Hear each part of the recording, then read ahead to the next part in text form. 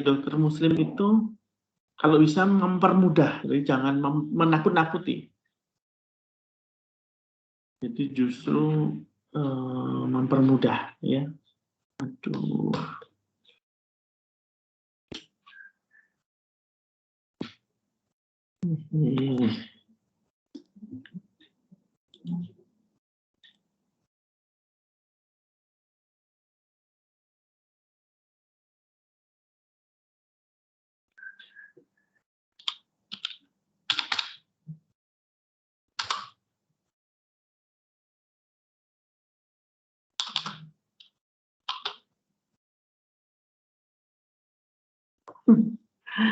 Aduh, mana jadi mana?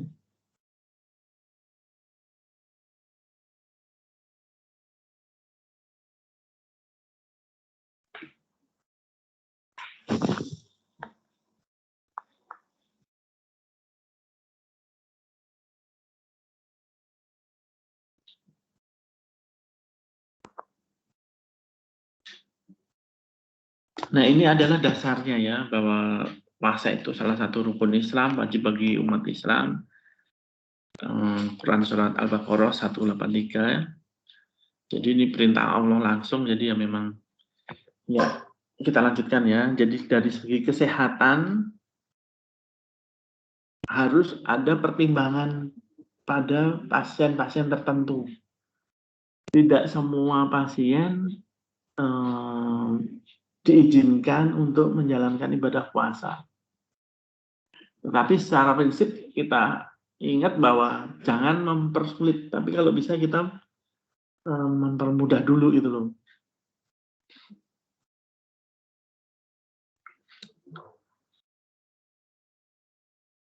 Nah, dalam rentang bulan suci Ramadan itu terjadi perubahan kebiasaan makan, kebiasaan pola makan. Ketika diet untuk penderita DM yang baik itu kan semakin sering makan semakin baik. Jadi orang DM itu kalau makannya sering tapi sedikit itu jauh lebih baik daripada jarang dan sedikit. Jadi jangan pernah menganjurkan pasien hanya makan sehari sekali gitu ya, supaya gulanya cepat turun gitu. Tidak, justru semakin sering namun porsinya sedikit itu justru lebih baik. Nah, saat bulan puasa kan tidak memungkinkan hal itu dilakukan. Karena kesempatan makan hanya di malam hari. Nah, jadi di kesempatan makan itu dioptimalkan.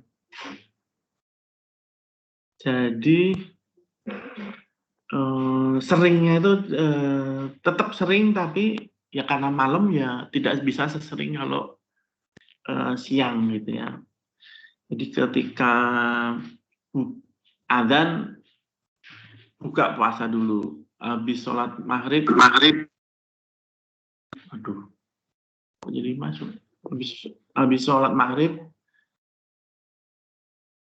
makan, sebelum sholat isya minum, setelah sholat isya minum lagi, nanti sebelum tidur ngemil, bangun tidur minum dulu, sahur makan sahur, setelah sahur minum lagi. Jadi disebar di malam hari ya. Jadi ada perubahan pola makan. Nah, yang menjadi masalah besar itu adalah obatnya, penyesuaian terapi. Karena problem utama puasa pada pasien diabetes itu adalah terjadinya hipoglikemi di akhir puasa. Jadi Jangan sampai setelah asar itu dia pasiennya terjadi hipoglikemi. Sehingga obat-obat ini yang tadinya diminum pagi justru dibalik menjadi diminum sore. Jadi prinsipnya adalah mencegah hipoglikemi di akhir puasa. Sehingga pengecekan gula darah pun itu dilakukan lebih baik sore. Untuk memantau apakah pasien ini mengalami hipoglikemi atau tidak. Kemudian itu dari obat ya, dari kan pilar tata laksana DM itu bukan hanya obat, bukan hanya diet, tapi juga olahraga. Nah, olahraga ini hanya boleh dilakukan sore atau malam. Tapi karena malam itu secara umum tidak dianjurkan untuk olahraga, ya apalagi di bulan suci Ramadan itu akan mengganggu istirahatnya. Jadi olahraga ringan itu dipindah di sore hari ketika pasien sudah bisa secara klinis tidak terjadi hipoglikemi, dia boleh melakukan olahraga ringan di sore hari. Ya, itu kan pilar tata laksana.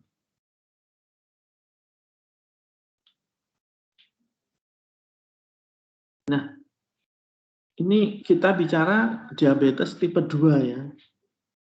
Bukan diabetes tipe 1. Kalau diabetes tipe 1 termasuk golongan yang tidak dianjurkan untuk berpuasa.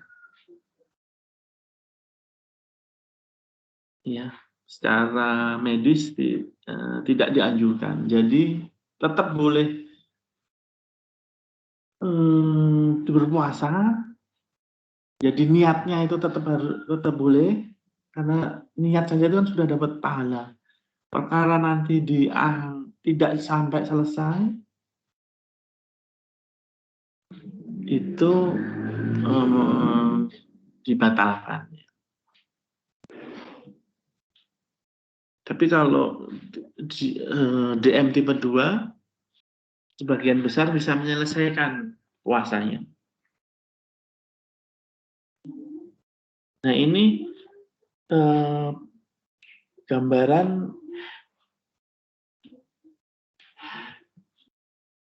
perubahan pola tidur selama bulan Ramadan ya.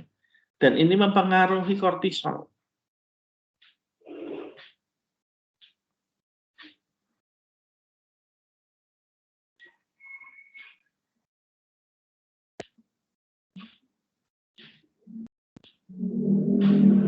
Nah, ini juga merupakan prinsipnya. Sebenarnya manusia itu bisa hidup wajar, maksudnya tidak makan 12 jam itu adalah gampang ya, karena glikogen hati itu bisa memberikan cukup glukosa untuk otak dan jaringan periferi selama 12 jam. Kita tahu bahwa otak itu hanya bisa bermetabolisme ketika tubuh memiliki glukosa. Nah, itu sebenarnya aman karena bisa dicukupi oleh glikogen hati.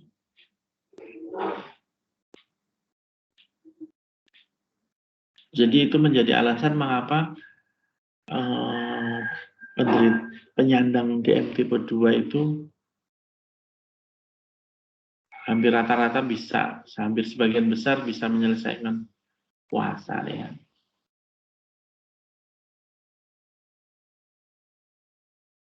Ini pengaruh puasa pada ada leptin, growth hormone, adiponektin gitu ya. Ini teoritis sekali. Tujuan kita kan yang penting pasien ini tidak terjadi hipoglikemi di ujung mau buka puasa.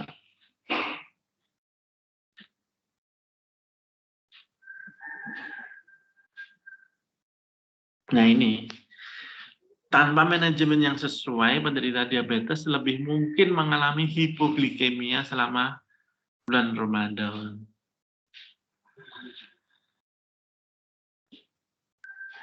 Nah, selain hipoglikemi karena tidak ada asupan minum juga, kemungkinan adalah terjadi dehidrasi yang diikuti dengan trombosis. Jadi ini bahaya pada penyandang diabetes. Trombosis itu peningkatan kadar trombosit dan dehidrasi ini meningkatkan risiko kardiovaskuler. Ya, sebenarnya trombosis ini adalah ikutan dari dehidrasi. Ketika cairan kita banyak terbuang di keringat, itu akan meningkatkan trombosit ya.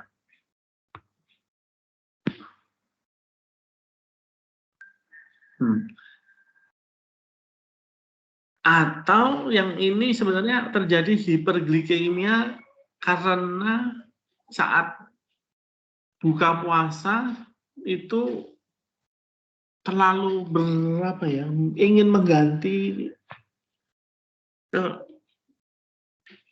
kekurangan energi di saat puasa. Tapi ini sangat jarang ya. Sangat jarang orang DM itu kok makan berlebih saat. Tapi ini perlu diedukasikan oleh dokter ya, bahwa saat saat buka puasa atau sahur itu tidak perlu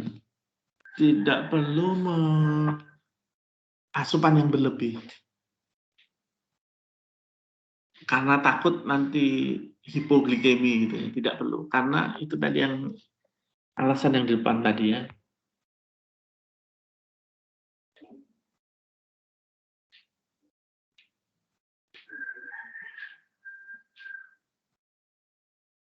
Ya ini penelitiannya.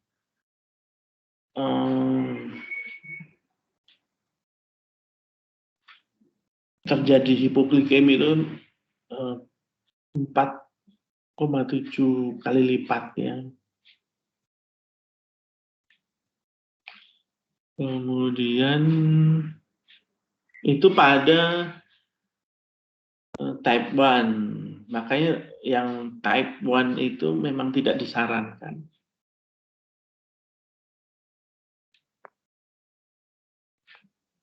Karena kemungkinan terjadi komplikasi akut itu lebih besar.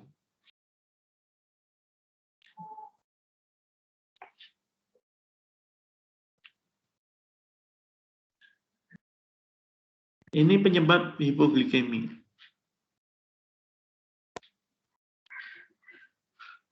Jadi lupa sahur. Atau di siang hari ada beban yang berlebih gitu ya. Udah puasa tapi harus bekerja keras gitu. Kemudian suhu yang panas. Masalah penyuntikan insulin. Jadi harus dibalik. Insulin yang besar harus ditaruh di dosis yang besar itu ditaruh di buka puasa. Bukan di sahur. Nah, obat-obatan yang sifatnya aksi cepat itu diletakkan di buka puasa. Jadi obat-obatan yang long acting itu di sahur, jangan sampai seperti akarbos itu kan fast acting itu letakkan di buka puasa.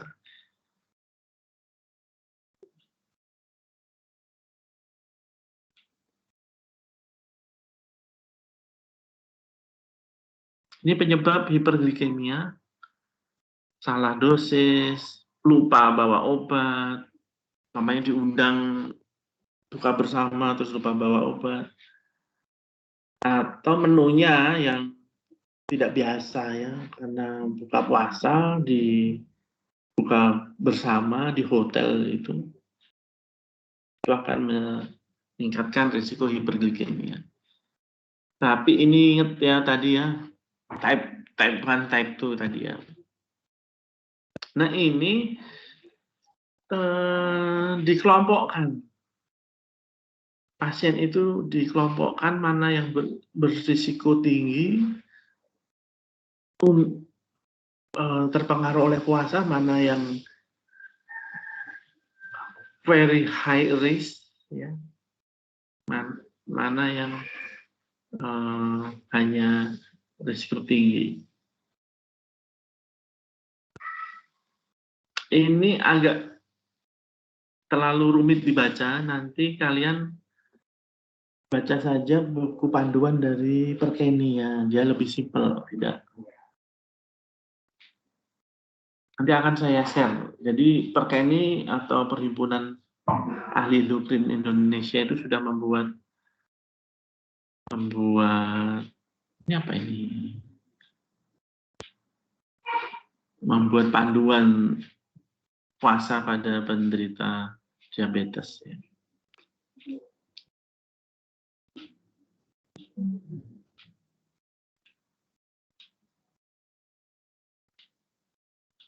Nah ini kemudian yang low risk. Ya ini yang apa? Tidak terlalu banyak obat, terus hanya pakai metformin saja itu sangat-sangat boleh puasa ya. Cuman tadi perlu pengaturan. Seperti umpamanya akarbus ya, jangan diminum saat sahur.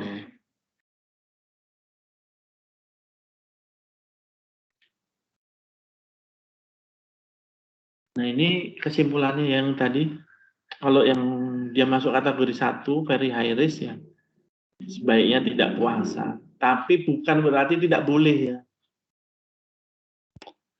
Jadi tetap boleh niat puasa, tetap boleh sahur, dan perkara nanti di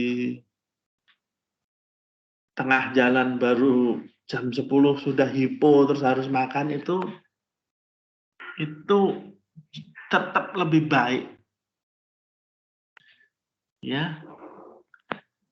Jadi jangan sampai menjadi alasan malahan saya tidak puasa karena saya sakit gula, itu enggak.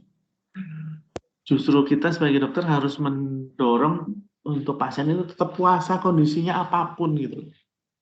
Mengingat pahalanya yang sangat besar. Ya, jadi tetap ikut sahur, ikut tadarus. Perkara nanti jam 10 sudah harus suntik obat kan membatalkan puasa, ya sudah. Ya, ini kan anjuran ini kan umum, yang internasional ya, yang tidak terkait dengan agama. Nah, sebenarnya yang sangat perlu dilakukan itu adalah pre-Ramadan education. Ya. Jadi latihan dulu puasa selama 2-4 bulan. Ya, jadi tidak langsung, tapi ini hampir bisa dikatakan pasien tidak patuh. Ketika tidak puasa ya mereka seperti biasa, makan seperti pola yang. Tapi perlu dicamkan oleh teman-teman sekalian itu bahwa sebagian besar itu sanggup menghadapi stres akibat harus menjalankan puasa ini. Jadi logikanya pokoknya jangan dipakai, oh saya tidak puasa karena saya sakit gula. Sakit diabetes mellitus itu sakit ringan. Yang berat itu adalah komplikasinya. Ya. Jadi kayak bepergian terus boleh tidak puasa. Itu kan bepergian yang zaman dulu yang naik onta yang kena nggak ada AC, tidak ada kursinya. Nah, kalau bepergian zaman sekarang tuh bisnya nyaman, ada AC-nya, tidak panas. Jadi seperti itu ya. Jangan bepergian lebih dari 80 km terus tidak puasa. Kecuali kalian sopir yang harus aware gitu ya. Mungkin kejadian hipoglikemi itu kan bisa membuat penurunan konsentrasi. Nah ini cara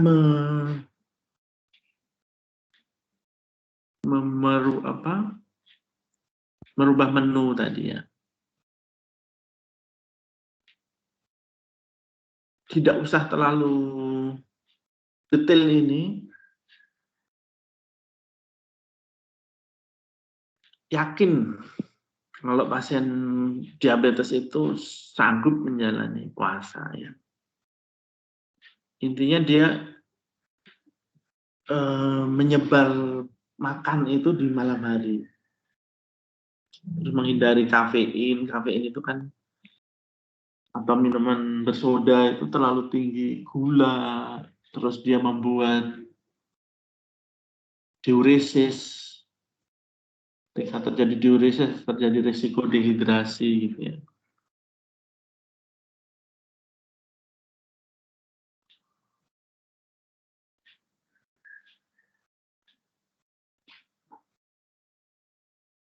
Nah ini standarnya. Kapan kita harus membatalkan puasa?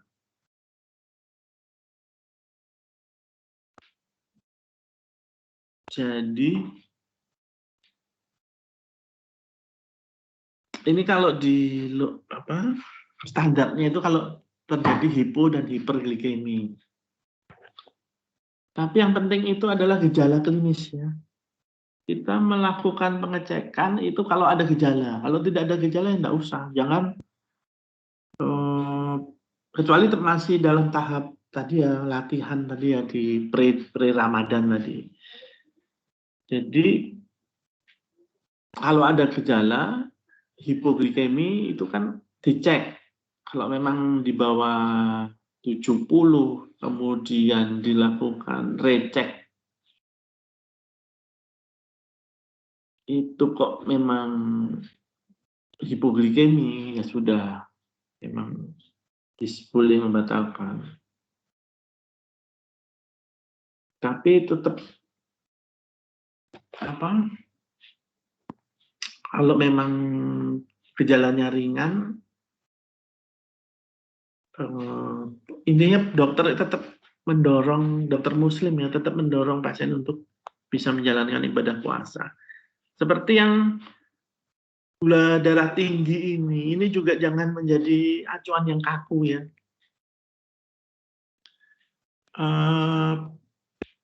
Kalau habis sahur terus dicek ya tinggi, baru sahur dicek 300, masa mau terus batal? Ya, 2 jam setelah sahur dicek kok 300 yang tinggi ya enggak apa-apa sudahlah. Jangan itu menjadi alasan untuk membatalkan puasa. Jadi yang paling bahaya itu kan hipoglikemi dan itu terjadi di akhir setelah asar itu kan. Jadi hiperglikemi di akhir puasa itu kan jarang. Ya, semoga paham ya maksud saya. Nah ini adalah yang di bawah ini adalah tanda-tandanya. Kalau memang sudah sampai gangguan mental, bingung, nyeri kepala hebat, ya segera minum manis saja. Nah ini adalah adjustment obatnya, terapi medikamentosanya. Ini nutrisi. Ini mana adjustment-nya? Ini masih menu.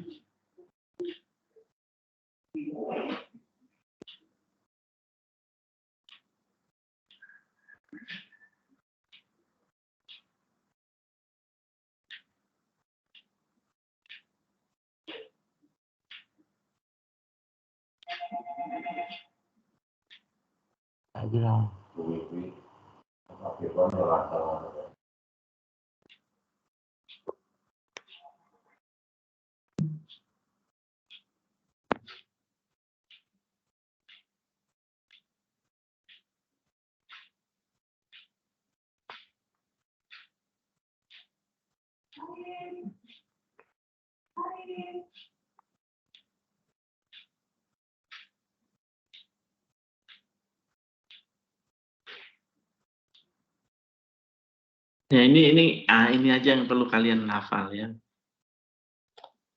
Yang lain tadi itu terlalu teoritis. Jadi metformin ya biguanid itu kan biasanya 3 kali sehari. Nah, yang 1 gram 3 kali 500 miligram ya. Yang 1 gram itu atau 2 tablet itu diminumnya saat buka puasa. Jadi dibalik. Kan biasanya besar di siang, nah ini sekarang besar di malam. Dan sahur hanya minum 1. Thiazolindion tidak usah dirubah. Kalau dia memang biasanya pagi ya tidak apa-apa. Nah yang paling bahaya itu adalah golongan sulfonilurea.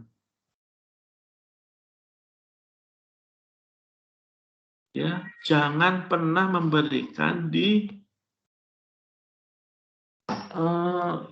sahur karena akan sangat meningkatkan risiko hipoglikemi.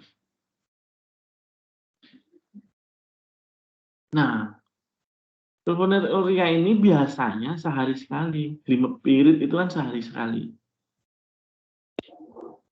Nah, kalau dia memang sebelumnya itu pemberiannya sudah 2 kali itu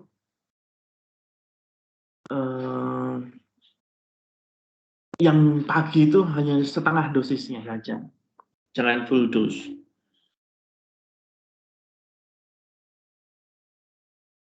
Jadi ini tabel yang harus kalian hafalkan ya.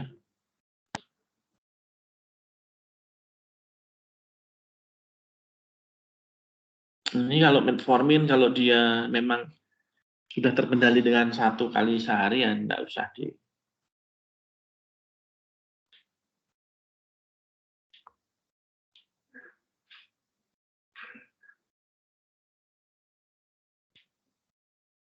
Nah, akarbus ini diberikan dipindah ke sore. Jadi walaupun secara teori itu tidak ada risiko hipoglikemi, tetapi karena makan yang terbesarnya itu pindah ke buka puasa, jadi akarbus itu kan biasanya diberikan dimakan yang terbanyak, akan paling besar. Nah, sebenarnya alasannya hanya itu, bukan karena dia menyebabkan hipoglikemi, tapi karena makan terbesarnya yang tadinya biasanya sarapan ini kan berubah menjadi makan buka puasa. Jadi dia ikut berubah waktunya diminum di saat suapan pertama buka puasa. Nanti ya zolidindion ini rendah kemungkinan dia menyebabkan hipoglikemi, jadi tidak perlu dimodifikasi. Yang tadi yang saya katakan sulfonilurea ini yang paling bahaya ya, paling berisiko menyebabkan hipoglikemi.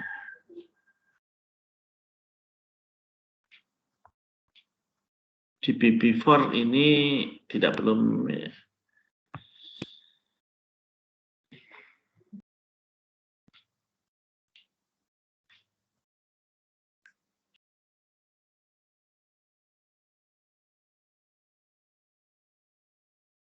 Kalau menggunakan insulin yang short acting, itu lakukan di buka puasa.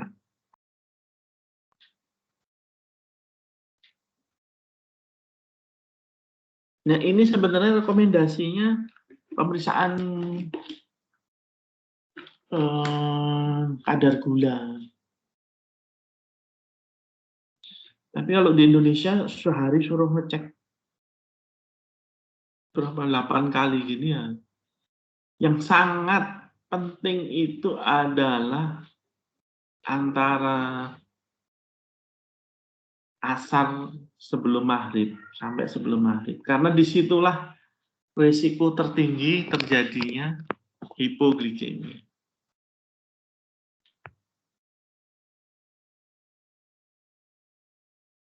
Nah, ini keputusan seorang pasien type 1 diabetes itu untuk berpuasa itu harus dihormati.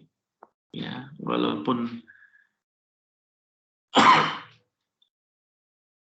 pengawasannya harus ketat, kemungkinan dia batal itu sangat besar, tapi kita harus malah bukan hanya dihormati, harus kita dorong untuk tetap menjalankan ibadah puasa ya.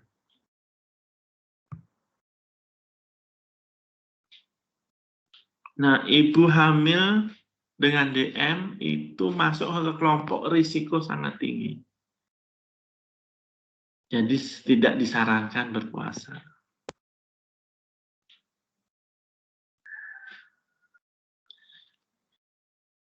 Kemudian perubahan pola makan ini biasanya juga berlanjut sampai pos Ramadan ya, karena banyak pertemuan.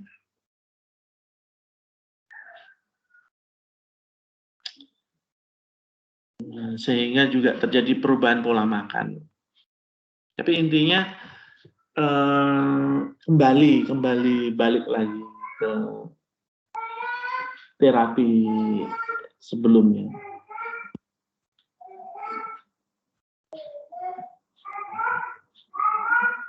Nah, kalau tidak bisa menjalankan puasa,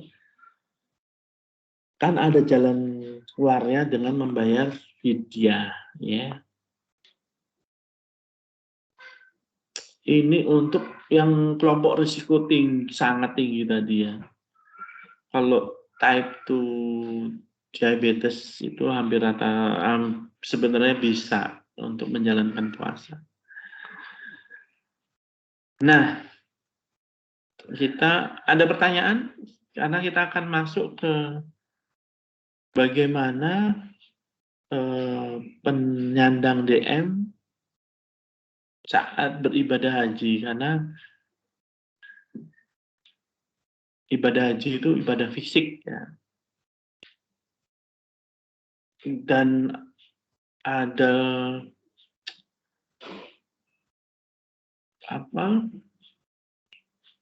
waktu-waktu tertentu yang memang harus sangat ketat, tidak boleh terlambat, sehingga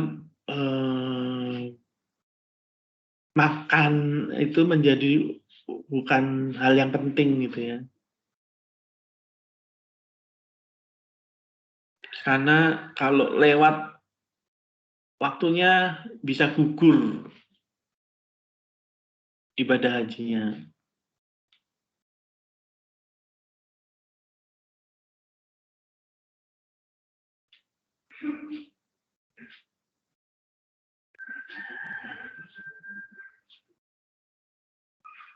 Nah, ini data dari Dr. Agus ya. Dr. Agus memang sangat berpengalaman dalam mendampingi pasien ibadah haji ya.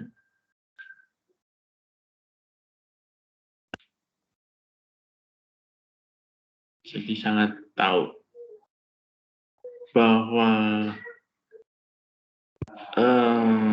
terjadi peningkatan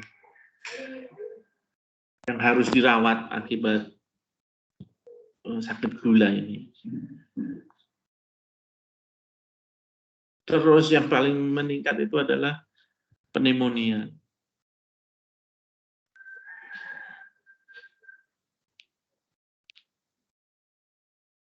Nah, ini adalah clue-nya. Sebenarnya yang terakhir ini yang menjadi bahwa dikendalikan sejak dari tanah air. Jadi persiapan haji itu kan lama, setahun kan. Jadi orang melakukan persiapan ibadah haji itu kan diberi waktu setahun. Nah, itu pada pasien dengan penyandang diabetes mellitus itu harus sudah. Kalau tadi puasa itu kan hanya 2-4 bulan. Tapi kalau untuk ibadah haji ini sudah harus mempersiapkan diri selama setahun. Nah, ibadah haji adalah ibadah fisik.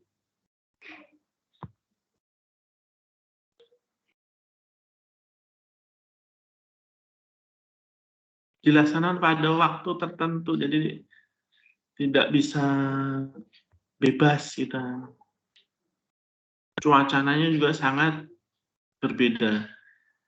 Berbedanya ekstrim ya, perbedaan dengan cuaca di Indonesia ini sangat ekstrim.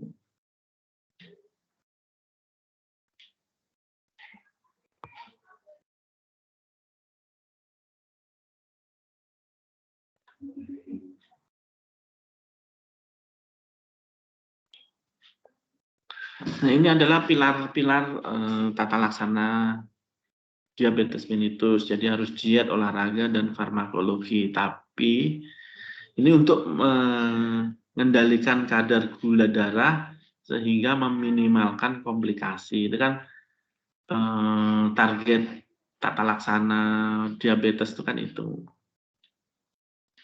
Nah, problemnya kan ini sedang ibadah haji. Bagaimana? Kan tidak mungkin olahraga.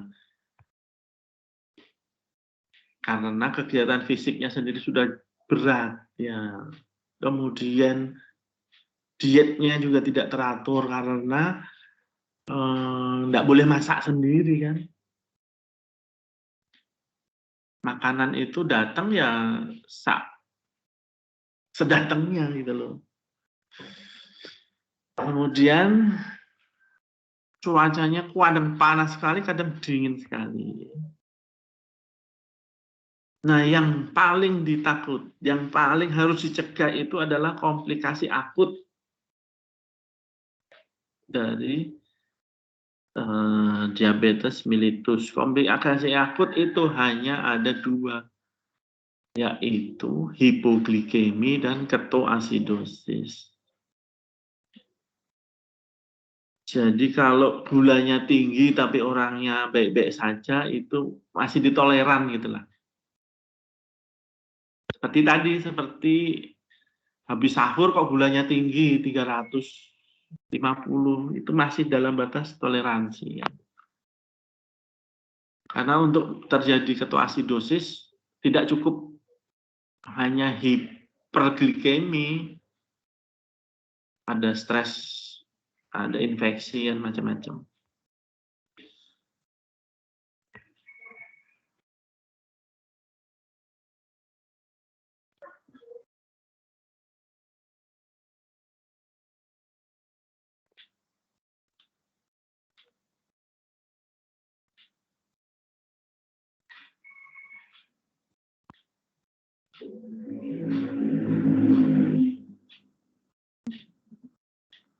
Ini dibaca saja, cukup mudah difahami.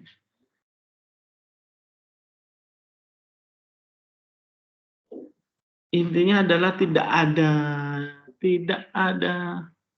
masalah orang sakit gula kok mau naik haji itu. Tidak ada yang, kalau minum obat ya disesuaikan aja. Kalau memang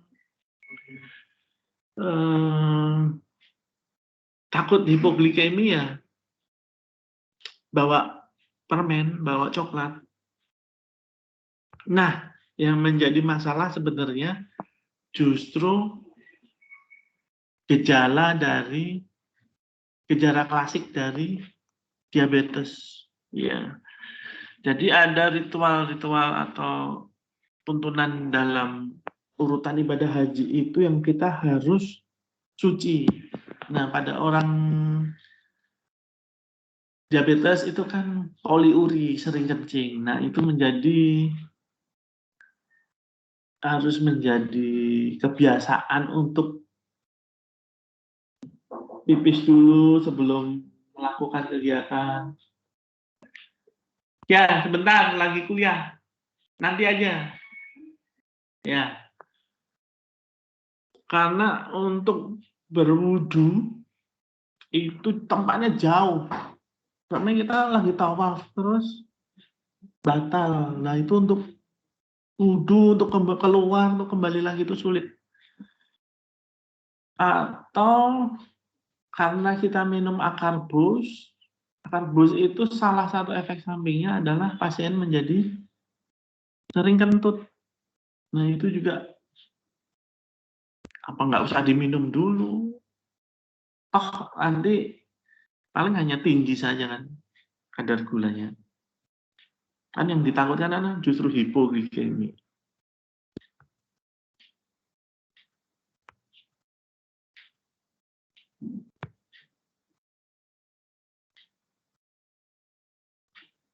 Nah, ibadah sunnah itu dibatasi. Jadi misalnya puasa Senin Kamis, saat ibadah haji enggak usah puasa Senin Kamis. Itu mungkin niatnya baik, tapi justru berisiko bisa sangat mengganggu kesehatan ya. Nah, hindari sulfonylurea ya. Lebih baik pilih metformin. Kalaupun pakai insulin itu dosisnya disesuaikan. Nah, biasanya karena persiapan sudah lama, sudah setahun lebih itu sudah tahu kalau tidak makan, kalau makannya sedikit, makannya terlambat itu penyesuaian dosis insulin itu sudah biasa. Tapi kalau sulfonylurea itu benar-benar harus dihindari. Karena risiko hipoglikemia nanti minum obat ternyata makanan belum datang sudah harus berangkat, kemungkinan hipoglikeminya sangat tinggi.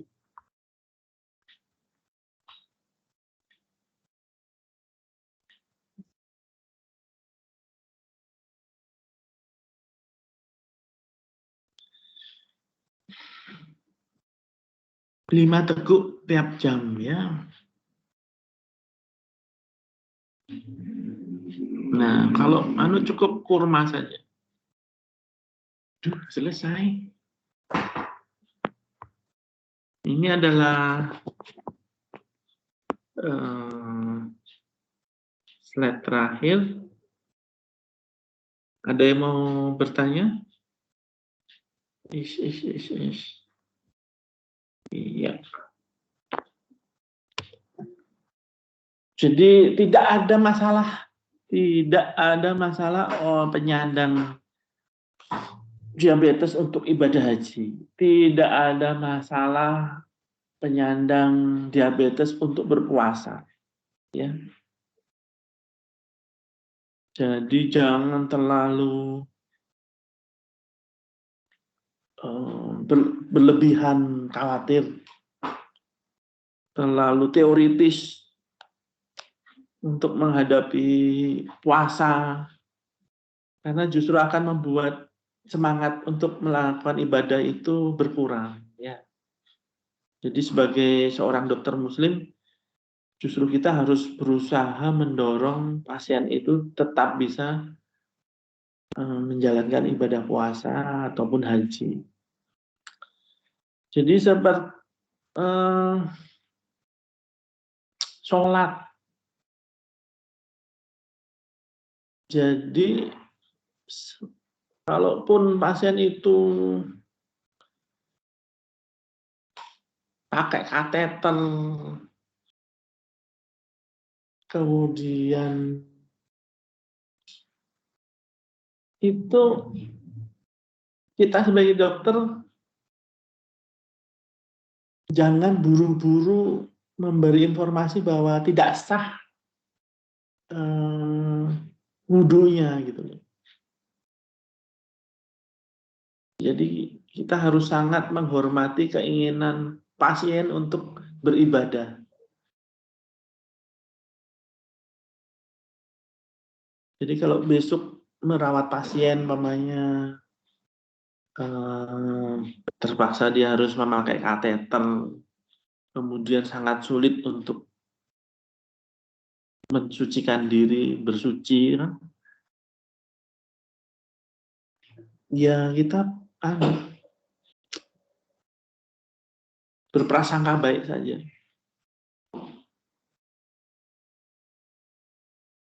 Ya, jadi DM itu bukan penyakit berat. Banyak orang yang kadar gulanya di atas 400 yang jalan-jalan di mall. Yang bahaya itu adalah komplikasi akut. Komplikasi akut DM itu hipoglikemi dan ketoasidosis. Dan itu sangat nyata gejalanya. Bukan yang terus tiba-tiba terus mati gitu, enggak. Jadi gejalanya sangat nyata. Jadi asal komunikasi dengan pasien baik, kita edukasi tentang gejala-gejala kondisi akut itu, insya Allah aman. Ada yang mau bertanya? Ini akan sulit dipahami ketika kuliah tentang obat belum sampai ya. Sudah tentang obat-obat untuk diabetes sudah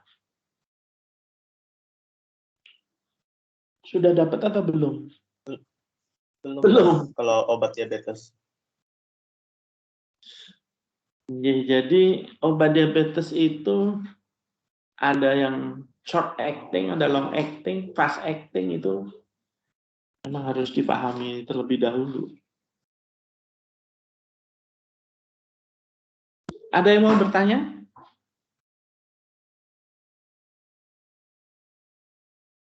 Sekali lagi saya mohon maaf ya, ini tidak nyaman kuliahnya karena gangguan teknis. Ya. Kalau tidak ada yang bertanya, saya cukupkan sekian kuliah hari ini. Terima kasih. Assalamualaikum warahmatullahi wabarakatuh. Saya izin live. Waalaikumsalam warahmatullahi wabarakatuh.